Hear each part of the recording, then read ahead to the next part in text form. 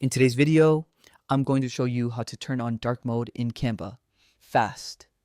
Whether you're designing late at night or you just prefer a cleaner, low light look, this quick tutorial will walk you through everything step by step.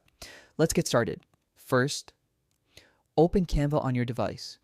The nice thing about Canva is that it works the same way across platforms. So whether you're on a desktop or using the mobile app, the process is almost identical. Once you're on the Canva homepage, you'll see your dashboard with your recent designs and templates. Now, look toward the bottom left corner of your screen. You'll see a small gear icon. That's the settings button.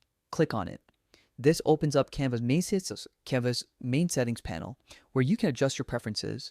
From here, you'll see several categories listed on the left side or in the drop-down menu. Find the one labeled Accessibility and click it. This section is designed to make Canva easier to use and more comfortable for everyone. Inside the accessibility settings, look for the dark mode option. It's usually near the top of the list. Go ahead and toggle that on. The moment you do, you'll notice Canva instantly switches to a sleek, darker theme. Everything, from your dashboard to your editing workspace, adapts to the new look. Dark mode isn't just about style.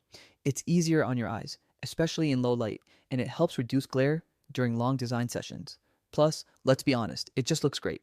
And if you ever want to switch back to light mode, it's just as easy. Head back to the same accessibility menu and toggle dark mode off. Canva will return to its default bright theme right away. That's it. You've successfully turned on dark mode in Canva. It's a small change that makes a big difference in how you experience your workspace. If this tutorial helped you out, give it a like and subscribe for more quick Canva tips and creative shortcuts. Also, let me know in the comments which mode you prefer, dark or light. I'd love to hear what works best for your workflow. Thanks for watching, and I'll see you in the next one.